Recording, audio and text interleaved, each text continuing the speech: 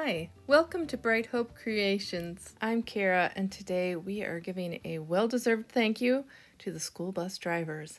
So we're using Magic Messages, Village Heroes, Tiny Friends, the Plaid Stencils, both of them, Slimline Road Borders in Storm Cloud and Sunflower, the Pivot Pop-Up Set in white cardstock and also cilantro, and a couple of the trees using wood grain cardstock and Spring Fling, one of the outside in stitched rectangles, a circle frame, outside in stitched circle, and a just stitching scallop circle.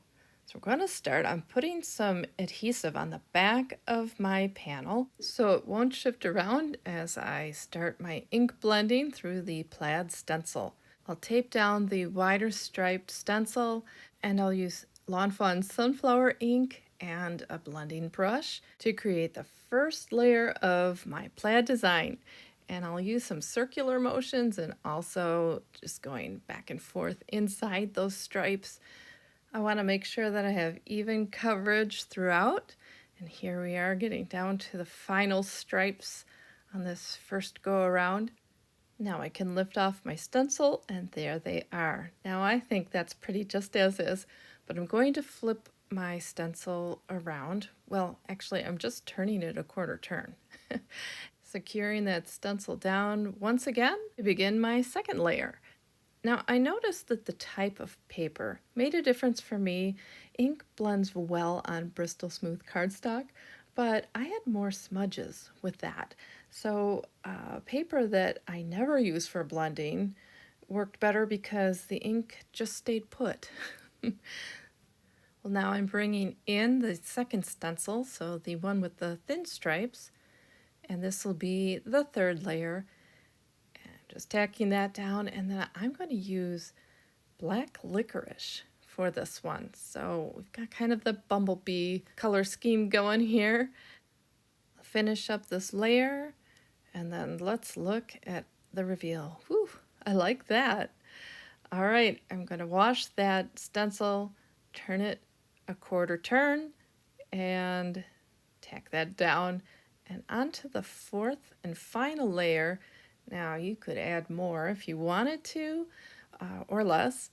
And what I like about this plaid stencil is you can coordinate any color that you want with your background.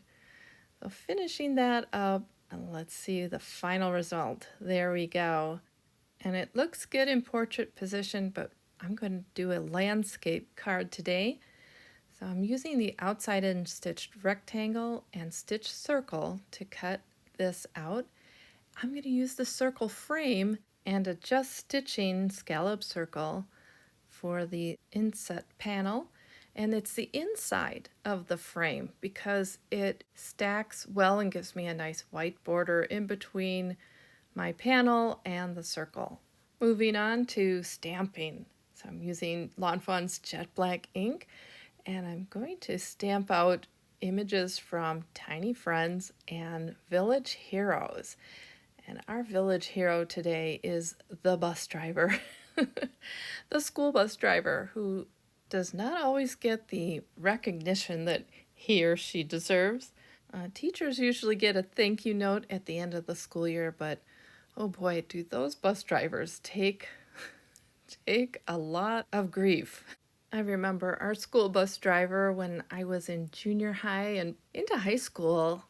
So that's like age 12 through 16. But oh my goodness, I don't think we understood what she had to go through with us. Yeah, my nickname for our poor bus driver, never said it to her, but I called her Whiplash. For obvious reasons, but I wish I could go back and get to know her and maybe apologize for the antics that went on in that bus. I can't say that I was the worst of them, but I certainly had no appreciation for what she had to go through. Well, let's just say I'm working out my regret in card therapy here. So here's our school bus. And I'm going to color two of them, one for the front of the card and one for the inside. I'm shading with some cool grays and, as you could see in the windows, cool gray and a little bit of blue to just kind of make it look like those windows are glass, and adding a little bit of interest with the shading and then giving it a red brake light. Moving on to the schoolhouse, I'm going to color the same way in those windows with my cool gray and the blue. If I think about it ahead of time, I usually try to color everything that's not red first, because when I color red and then I need to go into little spaces with a different color, a lot of times I'll pick up that red and bring it into those areas. So sometimes I can remember and plan it out like this time, but not always.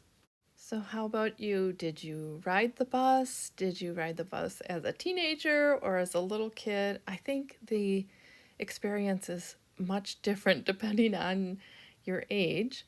One thing I can remember is we had to get up real early to get that bus, and you're on that bus for quite a while in order to pick everybody up. So that's usually where I did my homework. I think that's why I can color in the car when we go on trips. I usually take my Copics and some images and color things, but it takes a very steady hand. And I think the bus taught me that. Things in life lessons that we didn't know we were learning. The coloring today is pretty self-explanatory. There's not a lot of detail going on, just shading in areas that I think would be darkest and blending that out into the rest of the building. So with these small images, you don't really need too much detail, especially when I'm creating a scene like we're going to put inside the card today on the pivot pop-up. But one thing I'll point out here is a quick way to get dark shadow on a small area is to use a color that is very dark and not worry so much about how well it blends into the light. All right, a little B000 NC2 for the school bus exhaust. That could also be used as a cloud from this set. I colored that hydrant and those signs separately, but I'm going to focus on the children's skin and hair. They're each going to have different skin tones, so I started with a base of E00 for the girl on the left and the boy, and darkening him up to a 23, E23, and she has a little E21 to shade her.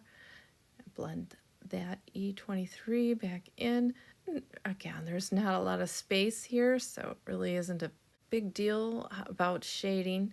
The girl on the right is going to have E23 and some shading in E25. And then moving up to an E29, skin color is a fun one to explore with alcohol markers or any color medium, really. Just taking different shades of brown and adding in pink tones and peachy tones, even kind of a blue undercast.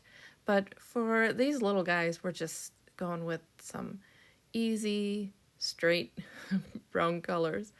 Coloring in the hair, and I've got that E29 going, and a little bit of black, the 100, to define her hair a little bit better. And then I'll blend that back in with that E29.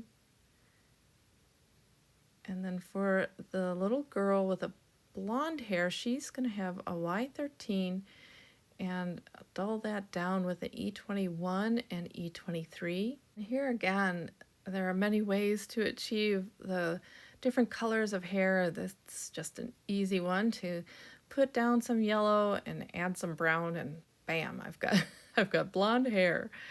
Darken up some of those areas in the back, and onto this little boy, and he's going to have brown hair with an E23, 25, and just darken up some of the details in an E29. Everybody got dressed for school in some bright colors, and I've got the coordinating dies, and I'll run them through my die cutting machine.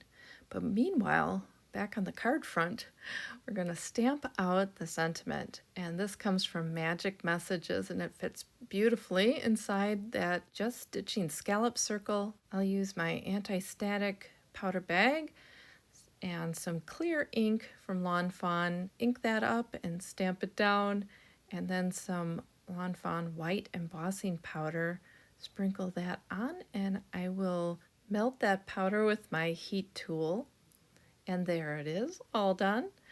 So now I can put this card front together. I'm going to put some adhesive on the back of my plaid panel and on my sentiment circle, and this could be a thank you for anything right now.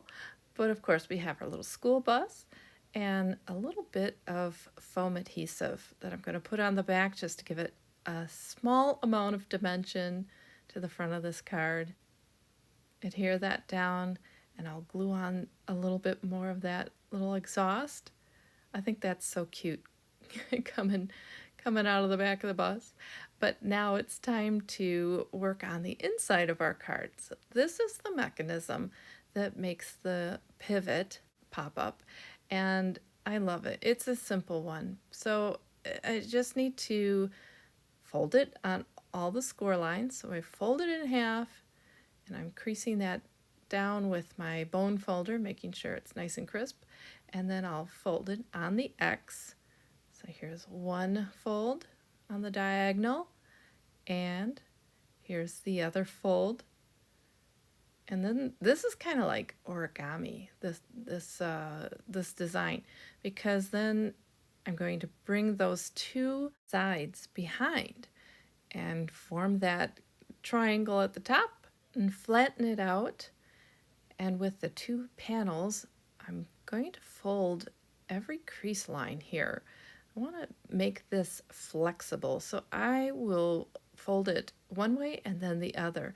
Now this is a thicker cardstock, so I have a kind of what it looks like a little bit of cracking in the creases, and so I'll show you what I do to fix that. Once I have this real flexible, I just take my bone folder and I kind of burnish those creases, and it looks just fine.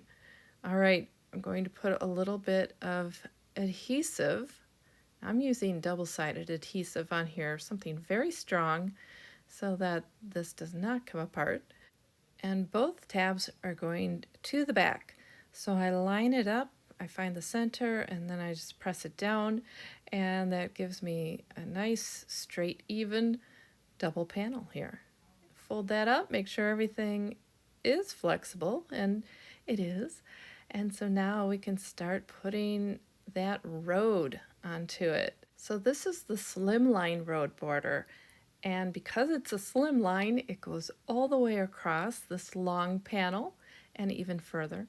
So I'm going to glue on the top die cut to the bottom, and now I have that nice dotted line in the middle. Make sure that's all lined up right.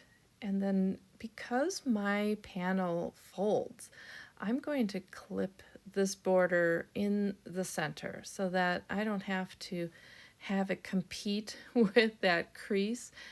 It kind of buckles a little bit if I would leave it. All right, now I want to just give it a little bit of shading. So with my blending brush, I'm using some jet black ink and some walnut ink for my wood grain tree trunks, and a little artichoke ink for the trees. I cut a couple of extra tree tops out of cilantro. I'm using that same artichoke ink just to add some texture to my panel. And now I can glue everything down.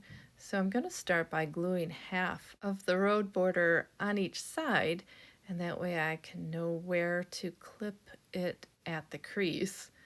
So there they are tacked down, and I can fold at that crease, and that gives me a good line to cut my road border again, so I know I have it right where I want it. Do that to the other side, and then I can glue those two down, and I'll have my road all set. Clipping off the ends here, And then I'm going to start working on the mechanism. So I'm just going to put some double-sided tape on the triangle portion, both sides. So covering that all up. So I put just a couple of strips and then a little at the top, and do the same thing to the other side. So just covering those triangles, because those are the part that are going to adhere to the inside of the card, both the top and the bottom. And now I'm putting adhesive on the tabs, the two tabs, and that only goes on one side of the tab side that is flat. It doesn't have a piece that is folded over it. I think I made that harder to understand than it is, so I'll show you it here. All I did was put it on the tabs that are going to adhere to the panel itself. So I take off the release paper, flip over my panel, and these two little tabs kind of line up. So if you put the little hole in the center, then they line up just perfectly. And fold that in, make sure that I got it all working properly. So I'm going to decorate it before I put it in the card, figuring out where that bus is going to be in approximation to the school. And it needs to be far away because it's going to pick up these little kids who are waiting for the bus. And I think these are well-behaved children, so the bus driver should have no problem, right? Well, let's hope so. Anyway, I'm deciding where everything should go and what I want where. Decided to take that stop sign out and put in the little road sign, direction sign instead. There's a little arrow in the Village Hero set and a couple other things to stamp in there as well. And there's a little heart in the Magic Messages set, and I'm going to put that on the flag by the school. There's a lot of little things you could do with that flag, make it the colors of your country or whatever. Anyway, and I'm going to glue everything down, and I didn't put those trees into my design, so they're kind of an afterthought with this scene. But I'm going to tuck one here behind the school. And the nice thing with the pivot pop-up is you can go off of the pop-up, and not a whole lot, but a little bit, and it won't show outside the card. I actually like that it's going off the sides. I think it adds a little interest to my scene. Well, now it's time to add that pivot into the card. And I always look at the panel to make sure that it's going the right way. And then I take the adhesive off of one side, line it up to the center fold in the card, bring that down and take off the other side of adhesive, and then close the card down on the adhesive, open it up, and oh, I did it wrong. So now I have to rip it all out. This seems to be a pattern, doesn't it, with me? Yeah, I do this stuff quite a lot. All I need to do is pull that back out of the card, add some extra adhesive, and then put it in the right way. So I'm taking out that adhesive again, and I'm going to center it in the middle of the card. This time, I am double checking where this should go. So I've got it centered in the middle, and I still wanted to make sure it was right, and it is. Now I can take off the adhesive on the other side, close the card, and let's see, is it right? It's right. Oh, well, there it is. A thank you note to appreciate all those bus drivers out there. Well, I hope you enjoyed the video today and it inspired you to ink up a plaid background or maybe make a roadside scene in a pivot pop-up. Thanks for watching and have a great day. Bye!